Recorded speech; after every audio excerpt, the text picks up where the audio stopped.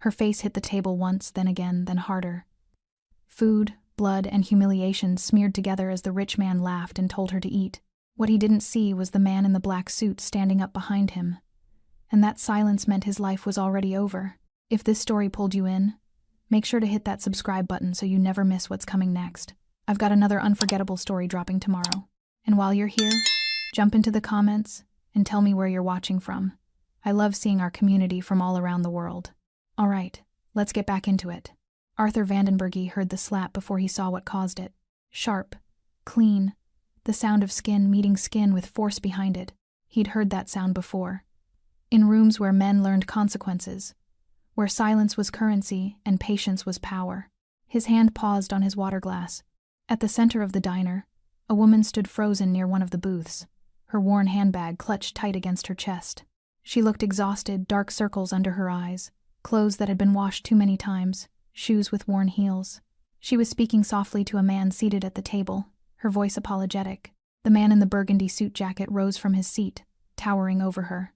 His slicked-back hair caught the diner's overhead lights. Everything about him screamed money, the tailored fit of his jacket, the expensive watch on his wrist, the arrogance in his posture. Simon Phillips.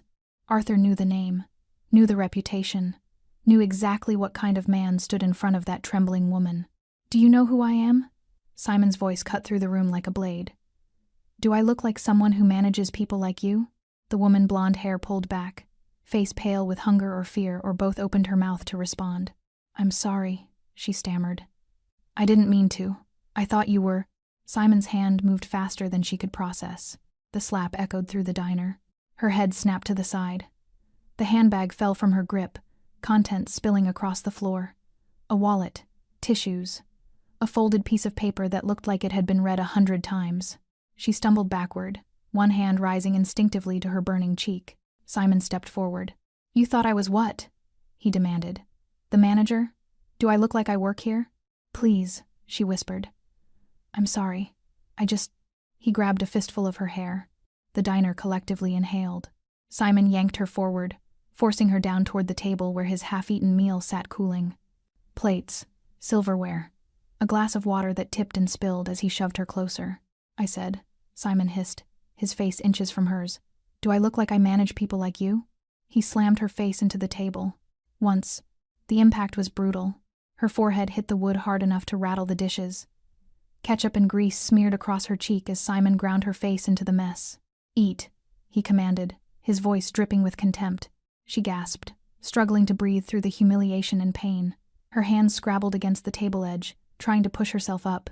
Simon slammed her down again. Harder this time. Blood appeared, a thin line from her nose mixing with the sauce already staining her skin. "Say you're sorry," Simon ordered. "I'm sorry," she choked out, tears streaming down her face. "Please, I'm so sorry." He pulled her head up just enough to let her speak clearly, then drove it back down into the table with sickening force. The sound was worse the third time, flesh and bone against unforgiving wood. Someone in the back booth gasped. A woman covered her mouth. A teenage boy held up his phone, recording everything with shaking hands. No one intervened.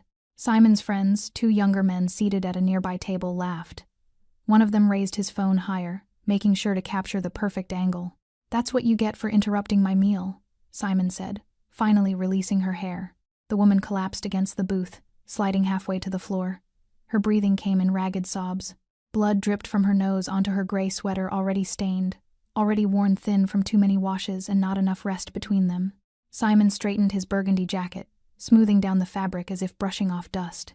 He turned to his friends with a satisfied smirk. "Some people need to learn their place," he announced to the room. That's when Arthur moved. Not quickly, not dramatically. He simply stood. The motion was quiet, controlled, but something about it pulled every eye in the diner toward him. Arthur Vandenberghe was not a tall man, but presence had nothing to do with height. His black suit was immaculate, no tie, collar open just enough to seem casual despite the clear expense of the tailoring. His dark hair was neatly styled, though a few strands fell across his forehead. His face was unreadable, but his eyes, cold, focused, the kind of eyes that had seen violence and chosen when to deliver it. He walked forward with measured steps, hands loose at his sides. Simon noticed the movement and turned, irritation flashing across his features. "What?" Simon snapped. You got a problem? Arthur didn't answer immediately. He stopped a few feet away, his gaze dropping briefly to the woman still trembling on the floor, then rising back to Simon's face. I think, Arthur said quietly, you've made enough noise. Simon's friends went silent. The teenager lowered his phone. Simon laughed a short, sharp bark of disbelief. Who the hell are you supposed to be? Arthur tilted his head slightly, as if considering the question. Then he stepped closer, close enough that Simon had to look up just slightly to maintain eye contact. Someone, Arthur said, his voice barely above a whisper. You should have recognized sooner. Simon's smirk faltered. Arthur let the silence stretch, let it press against Simon's bravado until cracks began to show. Then Arthur leaned in, just enough that only Simon could hear what came next. The Vanderbilt deal, Arthur murmured. The one you tried to reroute through your shell company last month. Ring any bells? Simon's face went pale. Arthur straightened, taking one step back. His expression never changed. No anger, no satisfaction, just fact. You'll hear from me, Arthur said. Then he turned and walked toward the woman still crumpled against the booth. He crouched down, extending one hand. She stared at him through tear-streaked eyes, confusion and fear battling across her face. Can you stand? Arthur asked gently. She nodded, though her hands shook as she accepted his help. Arthur pulled her upright with careful strength, steadying her when she swayed. He picked up her fallen handbag, gathering the scattered contents without looking at them, and pressed it back into her hands. Go, he said softly. You're done here. She opened her mouth whether to thank him or ask who he was. Arthur would never know. He was already walking toward the exit. Behind him, Simon stood frozen, his burgundy jacket suddenly feeling too tight. The diner remained silent, and in that silence, Simon Phillips realized he'd just made the worst mistake of his life. Daniela Mitchell sat on the edge of the motel bed, staring at the blood-stained tissue in her hands. Her face throbbed. Her nose had finally stopped bleeding, but the humiliation that burned hotter than any physical pain. She could still feel Simon Phillips's hand in her hair, could still smell the grease and ketchup that had smeared across her cheek, could still hear the laughter. The room was small, cheap, $15 a night at a place that didn't ask questions as long as you paid cash. The kind of place where the shower leaked and the mattress had springs that dug into your back no matter how you positioned yourself. But it was shelter, and shelter was more than Daniela had most nights. She stood slowly, wincing as her body reminded her of every impact, and walked to the cracked mirror above the dresser.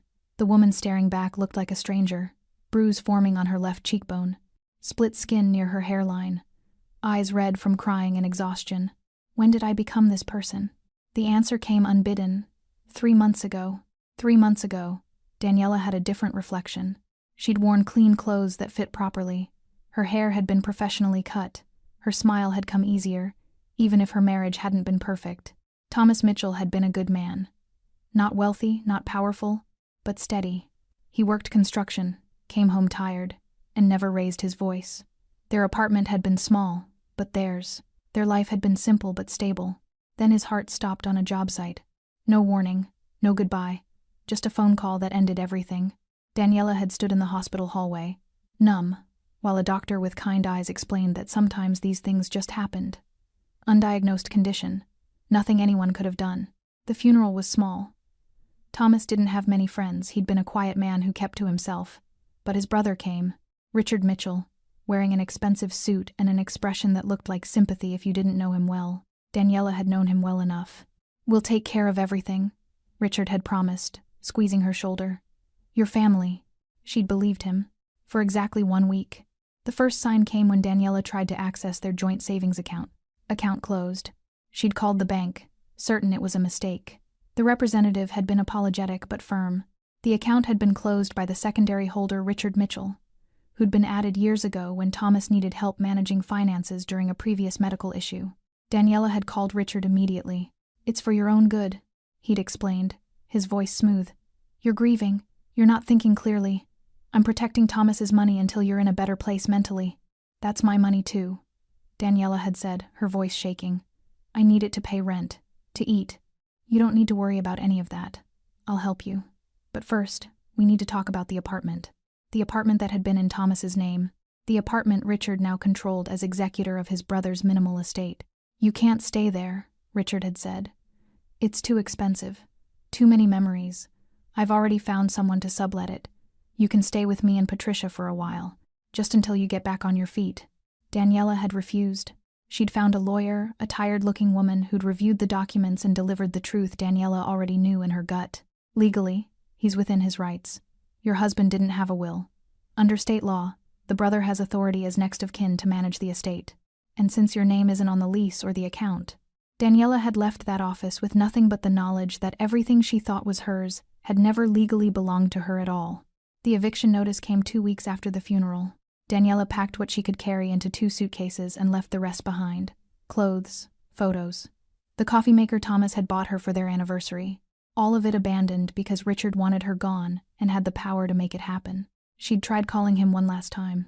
"Why are you doing this?" she'd asked, her voice breaking. "Thomas loved me. He would never—" "Thomas is dead," Richard had interrupted. "And you were always a burden he couldn't afford.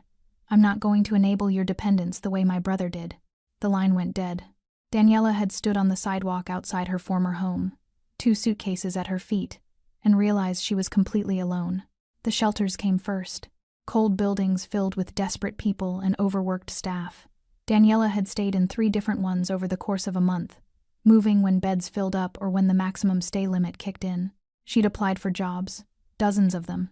But her work history was sparse. She'd stayed home the last few years after a car accident had left her with chronic pain that made standing for long periods difficult. Employers saw the gaps in her resume and moved on to the next applicant. The money she'd had in her personal checking account, barely $300, ran out quickly. Then came the cheap motels, the $15 rooms. The nights sleeping in her car when even that became too expensive.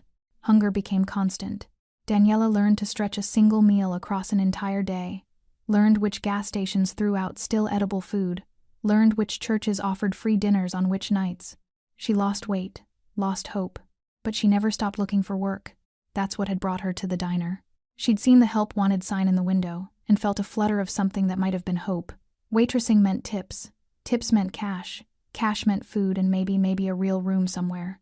She'd walked in with her last bit of dignity wrapped around her like armor. She'd spotted Simon Phillips sitting alone, expensive suit jacket perfectly tailored, posture radiating authority. Everything about him screamed management, success, power to hire. Daniela had approached carefully, rehearsing her words. "Excuse me, I'm sorry to interrupt." She'd been polite, apologetic, small. Everything women like her were supposed to be when asking men like him for anything. And he'd destroyed her for it. Now, standing in this motel room with blood still crusted under her fingernails, Daniela felt something shift inside her chest. Not hope, not yet, but anger, quiet, burning. Directed not just at Simon Phillips, but at every person who'd watched and done nothing. At Richard, who'd stolen her life. At the world that had taught her to apologize for existing. At herself, for believing that being small and polite would keep her safe. Her phone buzzed. Daniela picked it up, expecting nothing. She had no one left to call, no one left who cared. The text was from an unknown number. "Medical care has been arranged for you. Address below. No cost, no questions. You deserve better than what happened today." Below the message was an address 2 blocks away. No signature, no explanation. Daniela stared at the screen, her heart hammering. She thought of the man in the black suit, the one who'd helped her stand, the one who'd looked at Simon Phillips like he was already dead. Her hands trembled as she saved the address, and for the first time in 3 months, Daniela Mitchell wondered if maybe, just maybe, someone had finally seen her. Arthur Vandenberg didn't go home after leaving the diner. He went to his car, a black Mercedes sedan parked 3 blocks away, and sat in silence for exactly 2 minutes. Not because he needed to calm down. Arthur was always calm. But because men who moved too quickly made mistakes, and Arthur hadn't survived 15 years in his profession by making mistakes. He pulled out his phone and dialed. The line connected on the first ring. "It happened," Arthur said simply. The voice on the other end was rough, aged by cigarettes and decades of careful speech. "The Phillips boy?" "Yes. And he's worse than we thought." Arthur's fingers drummed once against the steering wheel, the only outward sign of the cold fury building beneath his composed exterior. Public. Brutal. No restraint. The woman? Collateral. Wrong place, wrong time. Arthur paused. "I've arranged care for her." A long exhale on the other end. "You're certain he doesn't know who you are?" "He knows the name now. Not the face. Not yet." Arthur started the engine. "But he will. Be careful, Arthur. The Phillips family has protection. Money. Lawyers." "I'm aware." Arthur's voice dropped lower. But protection only works when people are watching, and I'm very good at making people look away. The line went dead. Arthur pulled into traffic, his mind already 3 moves ahead. Simon Phillips had been a problem for 6 weeks. Not the kind of problem that announced itself with violence or threats. The kind that operated in shadows, skimming money from shared ventures, redirecting shipments, slowly positioning himself to undermine territory that didn't belong to him. Arthur's territory. The Vandenberghe family had controlled the city's port operations for 3 generations.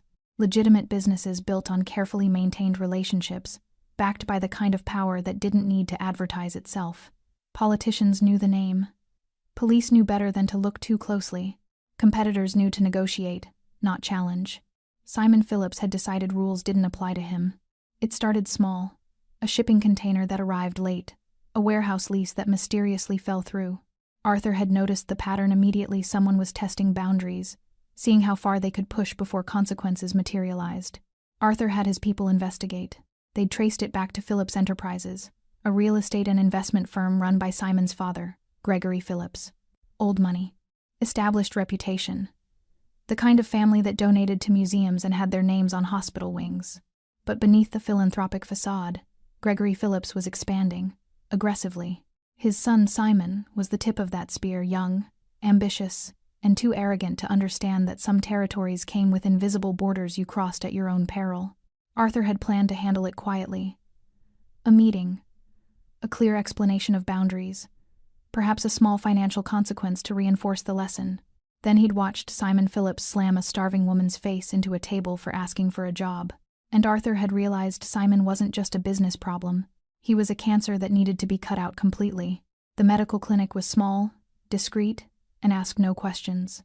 Arthur had used it before for people who needed care but couldn't afford hospitals, or couldn't risk official records. The doctor, an older man named Hayes, owed Arthur more favors than either of them bothered counting anymore. Arthur called ahead. "I'm sending someone to you. Woman, mid-30s, facial injuries, possible concussion. She'll be frightened. Be gentle." "Understood. The usual arrangement? Bill me directly. If she asks about cost, tell her it's covered by a community fund. Nothing traceable to me." Hayes had worked with Arthur long enough not to ask questions. "She'll be taken care of." Arthur had then sent the text message to Daniela Mitchell, her name and number lifted from the credit card that had fallen from her bag in the diner. He'd memorized both before returning her belongings. Information was currency. And Arthur believed in staying rich. Now, driving through the city streets as afternoon faded into evening, Arthur considered his next move. Simon Phillips needed to understand what he'd stepped into. But understanding required fear, and fear required build-up. Arthur could have Simon eliminated tonight, a single phone call, an unfortunate accident, problem solved. But that would be merciful. And mercy was something Arthur reserved for people who deserved it. Simon Phillips had laughed while grinding a desperate woman's face into spilled food, had treated human suffering as entertainment, had built his entire existence on the assumption that wealth and family name insulated him from consequences. Arthur intended to dismantle that assumption piece by piece. He pulled into an underground parking garage beneath a building he owned under 3 different shell companies, took the private elevator to the 7th floor, walked down a hallway where every security camera had been strategically positioned to capture nothing. His office was sparse. Desk, chair, filing cabinet, window overlooking the city. No personal photographs, no decorations, nothing that revealed more than necessary. Arthur sat down and opened his laptop. The file on Simon Phillips was already comprehensive. 6 weeks of surveillance, financial records, phone logs, known associates. Arthur scrolled through it methodically, looking for pressure points. Simon's friends, trust fund children with expensive habits and no real responsibilities. Easily influenced, easily frightened. Simon's father, Gregory Phillips, whose legitimate business empire depended on maintaining a spotless public image. A son's very public brutality could damage that carefully cultivated reputation. Simon's finances surprisingly leveraged. The expensive suits and arrogant posture hid significant debt. Gambling, mostly. Simon liked to bet on things he thought he understood, and usually didn't. Arthur made notes. Connections began forming in his mind, strategies taking shape. His phone buzzed. A text from Hayes. Patient arrived. Treating now. Multiple contusions, minor laceration, no concussion. She asked 3 times if this was real. Told her yes. She cried. Arthur stared at the message for a long moment. Then he typed a response. Make sure she has food, real food, and give her the address for the shelter on Morrison Street. Tell her they're expecting her. Private room, no time limit. Already done. Arthur set the phone down. Most people thought power meant being loud. Meant making people see you, fear you, acknowledge your dominance. Simon Phillips thought power meant humiliating a starving woman in public while his friends filmed it. But Arthur had learned different lessons in different rooms. Real power was patient. Real power moved in silence. Real power didn't announce itself. It simply appeared when the moment was right. And by then, it was already too late to run. Simon Phillips had no idea what was coming. He thought he'd humiliated a nobody and been interrupted by a stranger. He didn't know the stranger had a name that could end bloodlines. He didn't know the investigation had been running for weeks. He didn't know that everything he'd built his identity on was about to collapse. Arthur Vandenberge opened a new file on his computer. He titled it, Consequences, and he began to type. Simon Phillips stood in front of the floor-to-ceiling windows of his penthouse apartment, swirling bourbon in a crystal glass, and tried to convince himself he wasn't nervous. The city sprawled below him, lights glittering like scattered diamonds, traffic flowing in rivers of red and white. From up here, everything looked small, manageable, beneath him. That's how Simon preferred to see the world. But the man's words kept echoing in his head. The Vanderbilt deal. The one you tried to reroute through your shell company last month? Simon took a long drink. It was probably nothing. Some low-level investigator his father had hired to keep tabs on business operations. Gregory Phillips was always paranoid about competition, always looking over his shoulder at enemies that existed more in his imagination than reality. Simon's phone buzzed. He glanced at the screen and ignored it. His friends, probably still laughing about the diner incident. The video had already made its rounds through their private group chat.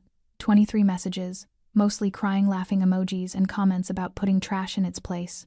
Simon smiled despite himself. That's what the woman had been. Trash. The kind of desperate nobody who thought she could interrupt his meal and waste his time with her pathetic existence. He'd done the world a favor. Simon Phillips had been doing the world favors his entire life. At least that's what his father had always told him. We're Phillips men, Gregory would say, usually while looking over quarterly reports or preparing for another charity gala. We don't apologize for success. We don't bow to people who haven't earned our respect. The world needs men who understand their value. Simon had understood his value from an early age. He was 7 when he'd pushed another boy off the playground equipment at his private school. The boy had broken his arm. Simon's father had made a donation to the school, and the incident disappeared from all official records. See? Gregory had said on the drive home. Money fixes everything. Remember that. Simon remembered. At 14, he'd been caught cheating on exams. His father hired lawyers who threatened the school with defamation lawsuits. The teacher who'd reported it was quietly let go at the end of the semester. At 19, there'd been an incident at a college party. A girl who'd drunk too much, who couldn't remember details, who'd told friends that something had happened she hadn't wanted. Simon's father had settled quietly, and the girl transferred to a school on the opposite coast. These things happen, Gregory had explained. Women get confused. They regret their choices and try to blame men of value. We protect ourselves. That's what money is for. Simon had learned the lesson well. By 25, he was working for Phillips Enterprises, handling special projects, the ventures his father didn't want officially connected to the family name. Real estate deals that required pressure, business acquisitions that needed motivation, territory expansion that demanded a certain flexibility with rules. Simon excelled at it. He wasn't bound by his father's old-world caution. Gregory still believed in maintaining appearances, in playing the long game, in avoiding unnecessary attention. Simon believed in taking what you wanted and daring anyone to stop you. The Vanderbilt deal had been Simon's idea. Phillips Enterprises had been negotiating a partnership with Vanderbilt Logistics, a shipping and warehousing operation that controlled significant port access. The deal was straightforward. Shared warehouse space, split profits on certain shipping routes, mutual benefit. But Simon saw opportunity. The Vanderbilt operation was old, established, comfortable. The kind of business that ran on handshake agreements and reputation. They weren't watching the details closely enough.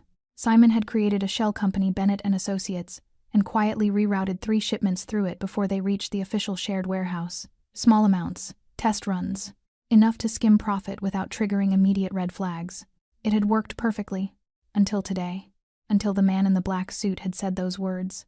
The Vanderbilt deal. Simon finished his bourbon and poured another. He pulled out his phone and opened the group chat with his friends. Simon. Anyone know who runs Vanderbilt Logistics? The responses came quickly. Tyler. No idea. Why? James.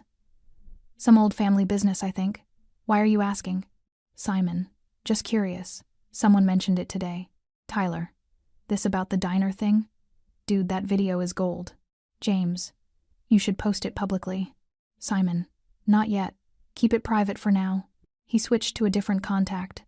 His father's assistant, a woman who'd worked for Gregory for 15 years and knew how to find information quietly. Simon. Need background on Vanderbilt Logistics. Owners, operations, any family connections. Discreet. Margaret. I'll have something by morning. Simon set the phone down and walked to the window again. He tried to recall the man's face. Dark hair, black suit, calm eyes. Nothing particularly memorable except for the way he'd moved, like he had all the time in the world, like he knew something Simon didn't. That look bothered Simon more than he wanted to admit. The thing people didn't understand about Simon Phillips was that he'd built his entire identity on a simple truth. Fear worked. You didn't need to be the smartest person in the room. You didn't need to be the most talented. You just needed to be willing to do what others weren't, to cross lines others respected, to make examples that people remembered, like the woman in the diner. Simon hadn't planned to hit her. He'd been having a decent day until she'd interrupted his meal with her pathetic request. But when she'd looked at him with those desperate, hopeful eyes, when she'd assumed he was some kind of manager who might help her, something in him had snapped. The audacity of it. The assumption that he would lower himself to interact with someone so clearly beneath him. So he'd taught her a lesson. And he'd made sure everyone in that diner understood what happened when you forgot your place in the world's natural order. It was the same lesson he'd been teaching his whole life. Simon Phillips doesn't lose. Not to teachers who thought grades mattered. Not to girls who regretted their choices. Not to business partners who didn't read the fine print. And certainly not to some stranger in a black suit who thought dropping a business name would scare him. Simon's phone rang. Unknown number. He almost didn't answer, but something made him pick up. Yes? Silence on the other end. Not dead air. Simon could hear breathing. Someone was there, listening. Who is this? Simon demanded. More silence. Then, just before Simon would have hung up, a voice.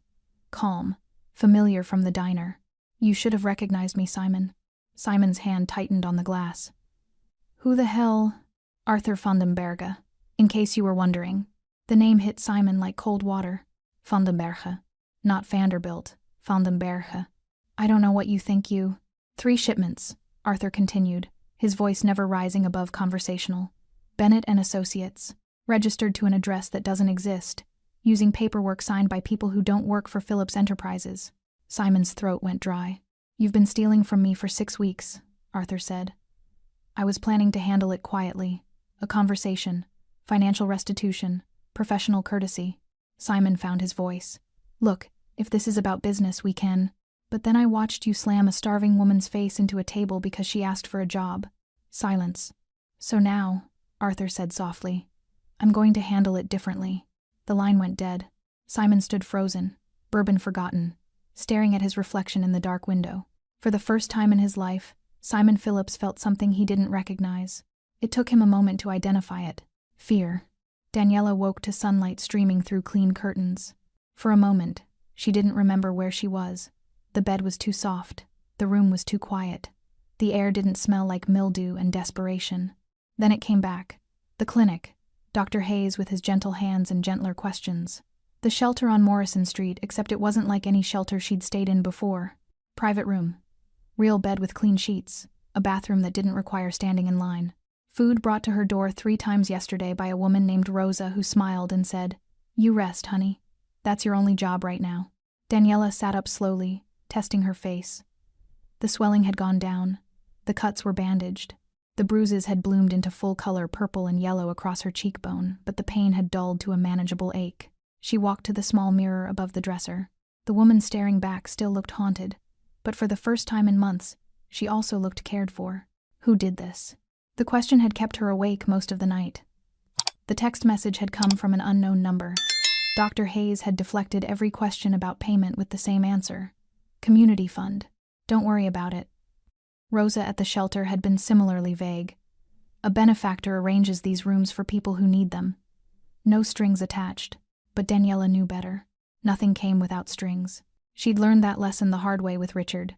with the landlord who'd offered her a payment plan that made her skin crawl, with the shelter director who'd suggested she could work off her stay in ways that had nothing to do with cleaning. The world didn't give to people like her. It took. So whose turn was it to take from her now? A knock on the door made her jump. "It's Rosa, sweetheart. I brought breakfast." Daniela opened the door cautiously. Rosa stood there with a tray, scrambled eggs, toast, fresh fruit, orange juice. Real food. Hot food. The kind Daniela hadn't seen in weeks. "I can't afford."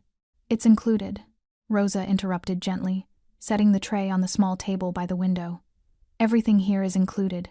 Room, meals, medical care. You just focus on healing." Daniela's eyes burned. "Why? Who's paying for this?" Rosa paused at the door, her expression softening. "Someone who thinks you deserve better than what happened to you. That's all I know, honey. And that's all you need to know." She left before Daniela could ask anything else. Daniela sat down in front of the food, her hands shaking. She picked up the fork, took a bite of eggs, and immediately her body reminded her how long it had been since she'd eaten a real meal. She finished everything on the plate, then she cried. 2 days passed in a blur of rest and recovery. Dr. Hayes visited once more, checking her injuries and declaring her healing well. Rosa brought meals and clean clothes, simple things, jeans and sweaters that fit, underwear still in packages. "Donations," Rosa explained. But Daniela saw the tags still attached and knew someone had bought them specifically for her. On the 3rd day, there was a different knock. Daniela opened the door to find a man she'd never seen before, older, perhaps 60, with silver hair and a weathered face that suggested a lifetime of careful observation. "Miss Mitchell?" His voice was formal but not unkind. "My name is Thomas Gray. I work for the individual who's been assisting you. He'd like to meet with you, if you're willing. No obligation. You can refuse, and nothing about your current arrangement will change." Daniela's heart hammered. "Who is he?" "Someone who witnessed what happened at the diner. Someone who believes you were treated unjustly." Thomas Gray produced a business card, with nothing but an address and a time. "Tonight, 7 p.m. if you choose to come. A car will be waiting outside at 6:45. And if I don't come, then you continue staying here as long as you need. Your care continues. No consequences." He met her eyes steadily. "He's not that kind of man, Miss Mitchell." Thomas Gray left. Daniela stared at the card for an hour, turning it over in her hands. Every survival instinct screamed at her to refuse, to stay hidden, to take what was being offered and not ask questions that might make it disappear. But another part of her, the part that had survived Richard's betrayal, the shelters, the hunger, the humiliation, that part wanted answers. That part wanted to look this mysterious benefactor in the eye and understand what he wanted from her. Because everyone wanted something eventually. At 6:45, Daniela walked outside. A black car waited, just as promised.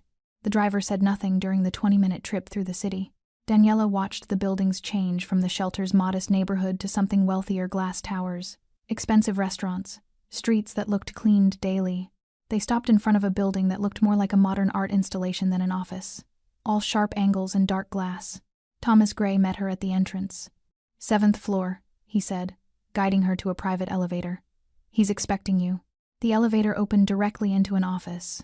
And there, standing by the window with his back to her, was the man from the diner. Black suit, no tie, same controlled presence that had stopped Simon Phillips mid-violence. He turned as the elevator doors closed behind her. "Miss Mitchell," Arthur Vandenberge said quietly. "Thank you for coming." Daniela's first instinct was to run. Her second was to demand answers. But what came out was something else entirely. "Why?" Arthur gestured to a chair.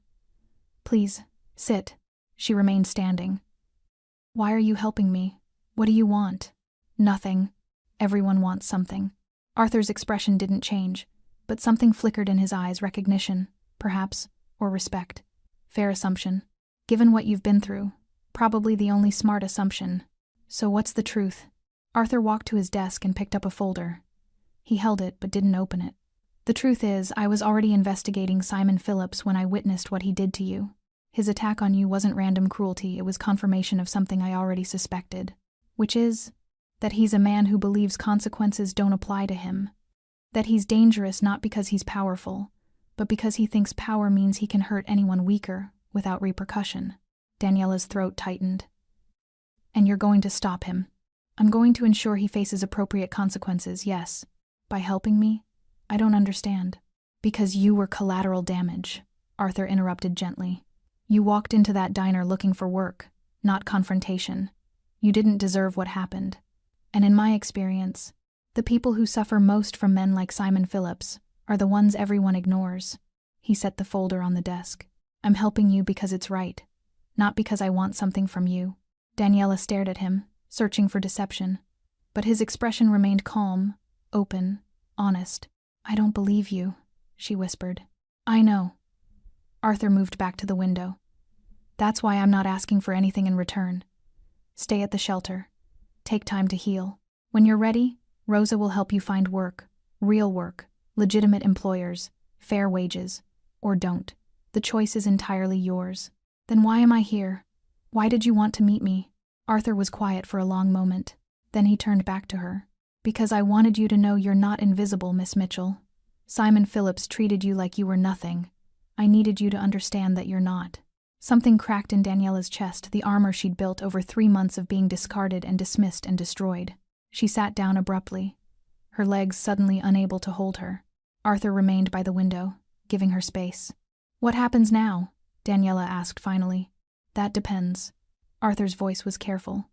On whether you want it to end here, or whether you want to be part of making sure Simon Phillips answers for what he did. Daniela looked up sharply. How? Arthur opened the folder.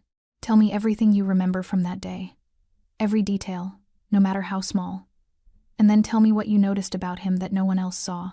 Daniela stared at the folder Arthur had placed on the desk between them. What I noticed? She repeated slowly. I was being beaten. I wasn't exactly taking notes. You'd be surprised what people notice under stress. Arthur sat down across from her, his posture relaxed but attentive. The brain records details we don't realize we've captured. Tell me about the moments before the violence started. Daniela closed her eyes, and the memory came flooding back with unwelcome clarity. He was eating alone, she began. That stood out because the place was busy. Most tables had 2 or more people, but he had that booth to himself. The food in front of him was barely touched, like he'd ordered it for appearance, not because he was hungry. Arthur made a note. Go on. His phone was face up on the table. He kept glancing at it, but it wasn't ringing. He was checking something. Messages, maybe? Or waiting for a call that hadn't come. Daniela opened her eyes. He seemed agitated before I even approached him. Good. What else? His friends' 2 younger guys were sitting 3 tables away. Not with him. They were watching him, though. Like they were waiting for something. Daniela frowned, the details sharpening as she spoke them aloud. When he started hitting me, they didn't seem surprised. They laughed, but it wasn't shock laughter. It was like they'd seen him do it before. Arthur's pen moved faster across his notepad. Did he say anything to them? Before or during? Daniela thought back. After.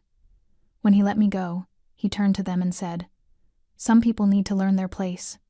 Like he was, performing. Like the whole thing was a show for their benefit. It was, Arthur said quietly. Men like Simon need witnesses. Cruelty without an audience doesn't satisfy them. They need people to see their power and either approve or fear it. Daniela felt something cold settle in her stomach. How many times has he done this? I don't know yet, but I intend to find out. Arthur looked up from his notes. What happened after I left? Did he say anything else? He sat back down like nothing had happened. Ordered one of his friends to get the waitress. Complained that his food was cold. Daniela's hands clenched in her lap. The manager came over, apologizing to him, asking if he wanted a fresh meal on the house. Nobody even looked at me. Did you hear him mention any names? Make any calls? Daniela shook her head, then stopped. Wait. When the manager came over, Simon said something about handling it like the Mitchell situation. The manager went pale and said he'd take care of everything personally. Arthur's pen stopped moving. Mitchell situation. You're certain? Yes. Why? Does that mean something? Arthur was quiet for a moment, his expression unreadable. Then he opened the folder and turned it toward her. Inside were photographs, documents, printed emails. Simon Phillips has been systematically terrorizing small business owners for the past 2 years, Arthur explained. He targets people who can't fight back immigrants, single parents, anyone operating on narrow margins. He identifies businesses in areas his father's company wants to develop, then makes their lives hell until they're desperate enough to sell for nothing. Daniela looked at the photos. A Korean grocery store with smashed windows. A family restaurant with a foreclosure notice. A dry cleaner whose owner had a black eye in his license photo. The Mitchell situation, Arthur continued, was a bodega owner named James Mitchell. He refused to sell. 2 weeks later, his store burned down. Arson was suspected, but never proved. James lost everything and left the city. Daniela felt sick, and nobody stopped him. People tried, but Simon's father is Gregory Phillips, real estate mogul, major political donor, friend to police commissioners and district attorneys. Complaints disappear, witnesses recant, evidence vanishes. Arthur's voice remained calm, but something hardened in his eyes. The system protects men like Simon Phillips. So we work outside the system. We? Arthur gestured to the folder. I've been documenting Simon's activities for 6 weeks. I have financial records showing his shell companies. I have testimony from 3 victims willing to speak anonymously. I have shipping manifests proving he's been stealing from my business operations. Then why do you need me? Because you have something none of them have. Arthur leaned forward slightly. You can identify the pattern in real time. Just now, you remembered details that connect to other incidents I'm investigating. The manager's reaction, the friends watching, the performance aspect. All of it helps build a complete picture. Daniela looked down at the photos again. All those people. All that suffering. What you're really asking, she said slowly, is if I'll help you destroy him. I'm asking if you want to help ensure he faces consequences for what he's done. Not just to you, to everyone. Arthur's gaze didn't waver. But I need you to understand something, Miss Mitchell. This won't be quick, and it won't be safe. Simon Phillips is dangerous. If he discovers you're involved, he already destroyed my life once, Daniela interrupted. I have nothing left to lose. That's not true. You have your safety, your future, the chance to rebuild without looking over your shoulder. Daniela met his eyes. Do you really believe that? That I can just move on and pretend this never happened? That he won't do this to someone else tomorrow? Arthur was quiet. I spent 3 months invisible, Daniela continued, her voice gaining strength. 3 months where people looked through me like I didn't exist. Richard took everything from me because the law said he could. Simon beat me in front of a room full of people because he knew nobody would stop him. I'm tired of being powerless. This won't make you powerful, Arthur warned. It will make you useful. There's a difference. Then teach me the difference. Daniela pulled the folder closer. Tell me what you need. For the next 2 hours, Arthur walked her through his investigation. He showed her financial documents she didn't fully understand, but could see the patterns in money moving in circles. Companies that existed only on paper. Transactions that happened just below legal reporting thresholds. He showed her surveillance photos of Simon meeting with city officials, contractors, his father's business associates. He explained how Simon's operation worked. Identify target, apply pressure, wait for desperation, acquire property at a fraction of its value, flip it to his father's development company for massive profit. It's legal enough to avoid prosecution, Arthur explained, but built on a foundation of intimidation and violence. The courts can't touch him because the victims are too scared to testify, and the evidence is always 1 degree removed from directly linking back to him. So how do we stop him? We don't stop him through courts. Arthur closed the folder. We dismantle his support structure. His friends, his business partners, his protection. We make him radioactive, and then we make sure everyone knows exactly what kind of man he is. Daniela absorbed this. That sounds like it takes time. It does. Weeks, maybe months, which is why I need someone who can watch, listen, and remember details others miss. Someone he's already dismissed as irrelevant. Arthur paused. Someone like you. You want me to get close to him? Daniela's stomach turned. I can't. No, never directly. That would be too dangerous. Arthur shook his head firmly. But I need someone who can observe from a distance, who can spot inconsistencies in his patterns, who can help me connect pieces I might miss because I'm too focused on the business aspect. He pulled out a new folder thinner than the first. These are Simon's known associates, his friends, his employees, the businesses he frequents. I need you to study them. When you see them in my surveillance photos or reports, I need you to tell me what doesn't fit, what looks wrong, what seems off. Daniela opened the folder carefully. Inside were dossiers on the 2 friends from the diner, Tyler Bradshaw and James Cordova, both from wealthy families, both with minor criminal records that had been expunged. both employed by Phillips Enterprises in vague, consulting roles that seemed to require no actual work. "You have a gift, Miss Mitchell," Arthur said quietly. "You notice things. It's probably why you survived 3 months on the street when others wouldn't have lasted 3 weeks. That skill, that awareness is exactly what I need." Daniela looked up at him. "And you really don't want anything else from me?" "I want Simon Phillips to face justice. You want the same thing. Our goals align." Arthur stood. "But if at any point you want to stop, you stop. No questions, no consequences. The help I've provided isn't conditional on your participation." He walked to the window, giving her space to decide. Daniela looked down at the folder in her hands. At the faces of men who'd laughed while she bled. She thought about James Mitchell's burned bodega, about the other victims in Arthur's photographs, about 3 months of being invisible while the world stepped over her. "When do we start?" she asked. Arthur turned back to her, and for the first time, something that might have been a smile touched the corner of his mouth. "We already have." Tyler Bradshaw sat in his father's study, staring at the letter in his hands, and tried to remember why being Simon's friend had ever seemed like a good idea. The letter was from Harvard Law School, the program he'd been accepted to 3 months ago, the future his family had planned since he was 12 years old. "We regret to inform you that your admission has been rescinded following a review of your conduct." Tyler read it twice, his hands shaking. His father stood by the window, silent. That was worse than yelling. Richard Bradshaw didn't yell. He simply withdrew support, and in their world, withdrawal of support meant the end of everything. "I didn't do anything," Tyler said finally. "This is insane. They can't just—" "They can." His father's voice was cold. "Someone sent them video footage of you participating in an assault, in a public establishment, while laughing and filming." Tyler's stomach dropped. "The diner thing? That was Simon. I was just there. I didn't touch that woman. You stood by. You recorded it. You laughed." Richard turned from the window. "Do you understand how this reflects on our family? On the firm? I have clients who donate to Harvard. I have partnerships that depend on our reputation. Dad, please." "You're cut off. Effective immediately. No trust fund access. No allowance. No family connections." Richard's expression was granite. "You want to behave like you're untouchable? Find out what it's like to touch the ground." Tyler opened his mouth to argue, but his father was already walking toward the door.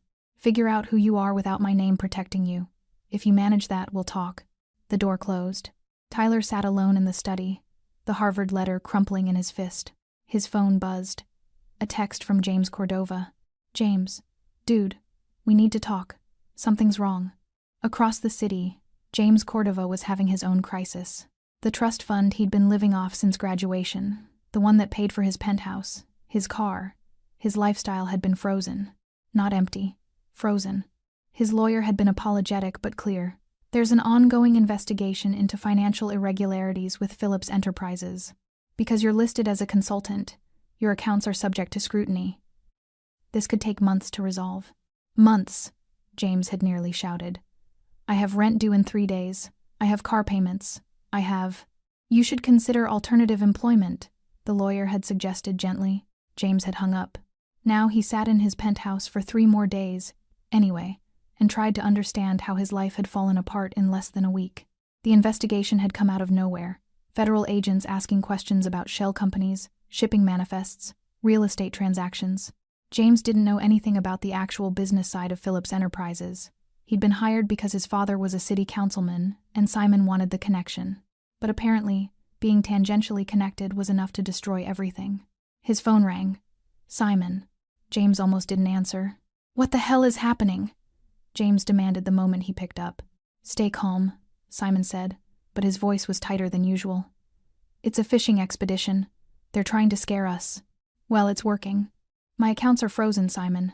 Frozen. I can't access my own money. It's temporary. My father's lawyers are handling it. Your father's lawyers aren't returning my calls." Silence on the other end. "Simon? Look, just keep your head down. Don't talk to anyone. This will blow over. Tyler got kicked out of Harvard. Did you know that?" More silence. "Simon, what did you do?" "Nothing. This isn't about the diner. This is about business. Someone's trying to undermine my father's company. By destroying our lives? That doesn't make sense. Just trust me. I'll fix this." The line went dead. James stared at his phone. For the first time in years, he wondered if trusting Simon Phillips had been the biggest mistake of his life. Gregory Phillips sat across from his lawyer in a conference room that cost more per hour than most people made in a week. "Explain to me," Gregory said quietly, "how my son's activities have resulted in a federal investigation into my company." The lawyer, a man named Mitchell Stokes, who'd protected the Phillips family for 2 decades, looked genuinely uncomfortable. "The investigation appears to be targeting irregularities in your subsidiary shipping operations. Specifically, misrouted cargo, unaccounted inventory, and suspicious financial transfers through shell companies registered to Bennett and Associates." Gregory's jaw tightened. "Bennett and Associates. That's Simon's operation." "Yes. And you're telling me federal investigators connected my company to his side projects?" "Not just connected. They have documentation. Shipping manifests with your company's logos, warehouse receipts, financial transfers that originate from Phillips Enterprises accounts before being laundered through Bennett and Associates." Stokes paused. "Someone provided them with everything they needed to establish a direct link. Who? We don't know. But whoever it is, they've been gathering evidence for months. This isn't a random audit, Gregory. This is targeted." Gregory stood and walked to the window. 30 years building his empire. 30 years of careful maneuvering, strategic donations, cultivated relationships. And his son had jeopardized it all for what? Pocket money? The thrill of stealing? "What's our exposure?" Gregory asked. "Legally? Minimal, if we act quickly. We can claim Simon was operating independently, without company authorization, cut ties, cooperate with investigators, minimize damage. And personally," Stokes hesitated, "your reputation will take a hit. The charity boards, the development partnerships, the political connections, they'll all distance themselves until this resolves. Maybe permanently." Gregory closed his eyes. "There's something else," Stokes continued carefully. "The investigator leading this has been making inquiries about Simon's personal conduct. The restaurant incidents, the harassment complaints, the settlements your office arranged, those were handled quietly. They were. But someone's been talking to those victims, offering them legal representation, encouraging them to go public." Gregory turned slowly. "Who?" "We don't know. But whoever is orchestrating this isn't interested in just business prosecution. They're building a character case. They want to destroy Simon completely." For a long moment, Gregory said nothing. Then, "Set up a meeting with Simon, today." Simon arrived at his father's office that evening expecting strategy. Instead, he found judgment. Gregory stood behind his desk, hands clasped behind his back, expression colder than Simon had ever seen. "To do." Simon sat. "Do you have any idea what you've done?" "Dad, if this is about the investigation, this is about everything." Gregory's voice was quiet, controlled, lethal. "The theft, the shell companies, the intimidation tactics, the public assault that was recorded and distributed. Every stupid, arrogant decision you've made coming due all at once." Simon felt his chest tighten. "I was expanding our operations, making moves you were too cautious to. You were stealing, from partners I've worked with for years, from operations that require discretion and trust." Gregory leaned forward. "Do you understand what you've cost me? The relationships you've destroyed? The reputation you've damaged? I can fix this." "No." Gregory's voice was final. "You can't, because you're no longer affiliated with Phillips Enterprises. Effective immediately, you're terminated. No severance, no references, no family backing." Simon stood abruptly. "You can't do this. I'm your son. You're a liability, and I don't protect liabilities. I eliminate them. Dad, the penthouse is company property. You have 48 hours to vacate. Your company credit cards are canceled. Your trust fund access is revoked pending resolution of the investigation." Gregory's expression never changed. "You wanted to prove you could operate independently? Prove it." Simon felt the room tilt. "This is because of that woman? The diner? That's what this is really about? This is about you thinking consequences don't apply to you, thinking you could act without restraint because my name would protect you." Gregory walked to the door and opened it. "You were wrong. Who's doing this?" Simon's voice rose. "Someone's targeting me. Someone set this up. If you'd just help me find out who." "I know who." Simon froze. "What?" "Arthur Vandenberge. The man you stole from. The man you dismissed in that diner." Gregory's smile was bitter. "The man whose operation you didn't bother researching before you decided to cheat him." The name hit Simon like a physical blow. "He's been dismantling you piece by piece," Gregory continued. "And I'm not going to stop him. Because maybe losing everything is the only way you'll learn that real power doesn't come from hurting people weaker than you. Gregory gestured to the hallway. Get out of my office, Simon. And don't come back. Simon stood there, speechless, as his father turned away.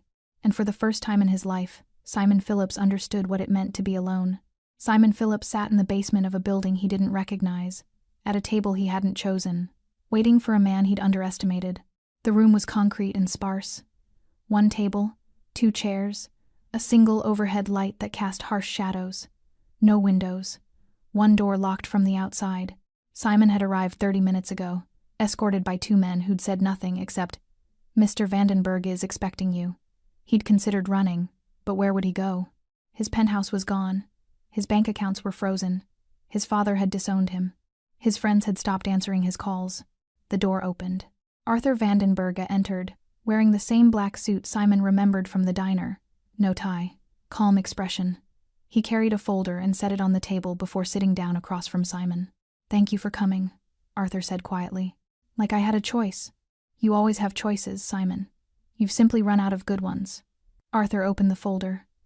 "Let's review what's happened over the past 3 weeks." Simon's jaw clenched. "Your trust fund has been frozen due to ongoing federal investigation. Your employment with Phillips Enterprises has been terminated. Your father has publicly distanced himself from you. Your friends Tyler Bradshaw and James Cordova have both retained separate legal counsel and are cooperating with investigators." Arthur's voice never rose.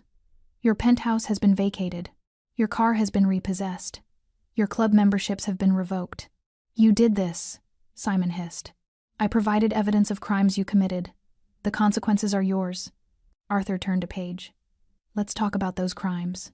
Theft of approximately $400,000 in rerouted shipments. Fraud through shell company operations. Intimidation and assault of 7 documented victims. Conspiracy to commit arson in the Mitchell Bodega case." Simon's face went pale. "You can't prove the arson." "Actually, I can. James Mitchell kept security footage you didn't know about. Your friend Tyler is visible in the background. He's already confirmed you paid him to handle it." Arthur looked up. He was very cooperative once he understood his options. Tyler would do anything to avoid federal prison. So would James. They've both provided detailed testimony about your operations, your methods, your explicit instructions. Arthur closed the folder. "You taught them well, Simon. When faced with consequences, protect yourself first." Simon slammed his hands on the table. "What do you want? Money? I don't have access to." "I don't want your money." "Then what?" Arthur leaned back in his chair, studying Simon with those cold, calm eyes. "I want you to understand something. You walked into that diner and brutalized a woman who was starving, who'd lost everything, who came to you asking for work, not money, not pity, just a chance to survive. And you slammed her face into a table because it entertained you. I didn't know who she was. It wouldn't have mattered if you did. That's the point." Arthur's voice remained quiet, but something sharp entered it. "You've spent your entire life hurting people who couldn't hurt you back, taking from people who had nothing left to lose. And you never faced consequences because your father's money insulated you from reality. So this is revenge? For her? This is justice. For everyone you've destroyed." Arthur stood. "The federal prosecutors have everything they need to charge you with multiple felonies. Your father's lawyers won't represent you. Your friends have testified against you. And the victims you silenced are coming forward now that they know you can't retaliate." Simon's breathing quickened. "How long? In prison?" 8 to 12 years. Assuming you cooperate. More if you don't. I'll fight this. I'll hire. With what money, Simon? Arthur moved toward the door. You have nothing. No resources. No allies. No protection. You're experiencing what all your victims experienced, being completely powerless while the system grinds you down. Simon stood abruptly, his chair scraping concrete. You can't do this. I'm a Phillips. My family. Your family abandoned you. Because that's what happens when you become a liability instead of an asset. Arthur paused at the door. You told that woman she needed to learn her place. Now you're learning yours. Wait. Simon's voice cracked. Please, there has to be something. Some deal. I'll cooperate. I'll testify against my father. Your father committed no crimes. You acted independently, remember? That's what your own lawyer will argue to minimize his exposure. Simon felt his legs weaken. Then what do you want from me? Arthur turned back, and for the first time, something that might have been emotion flickered across his face. I want you to spend the next decade thinking about every person you hurt, every business you destroyed, every life you treated as disposable. I want you to understand that real power isn't about making people fear you. It's about making choices that don't require you to destroy others to feel important. You're no better than me, Simon spat. You're doing the same thing, destroying someone weaker. No, Simon, I'm ensuring you face consequences you should have faced years ago. There's a difference. Arthur opened the door. The prosecutors will contact you within the hour. I'd suggest you cooperate fully. It won't save you, but it might reduce your sentence. I'll tell them about you, about this meeting, about what? A businessman providing evidence of crimes to federal investigators? Please do. They already know everything. Arthur stepped into the hallway. Goodbye, Simon. I hope prison teaches you what privilege never could. The door closed. Simon stood alone in the concrete room, and for the first time in his life, truly understood what it meant to have nothing. Daniela walked into the diner on a Tuesday morning, her resume folded in her hands. The same diner, the same tables, the same booth where Simon Phillips had sat 6 weeks ago and changed her life. But everything felt different now. The manager, an older man named Frank, who'd stood silent that day while she bled, looked up from the register. His expression shifted through several emotions before settling on something like shame. Can I help you? He asked quietly. Daniela set her resume on the counter. I'm here about the waitress position. The sign says you're still hiring. Frank picked up the resume, glanced at it, then met her eyes. Listen, about what happened here. I'm not here to talk about that. I'm here to apply for a job. Frank was quiet for a moment. Then he nodded slowly. You have restaurant experience? Some. A few years ago. I'm a fast learner. Can you start tomorrow? Daniela blinked. That's it? You're hiring me? I've been trying to hire someone for 3 weeks. Nobody wants the position. Frank's voice was rough. And for what it's worth, I'm sorry. For not stopping what happened. For protecting him instead of you. I was wrong.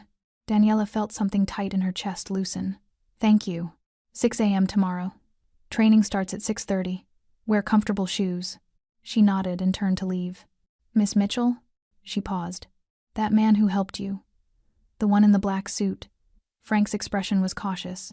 He came back here a week later. Told me if I ever saw that kind of thing happen again and didn't stop it, I'd regret it. I believed him. Daniela smiled faintly.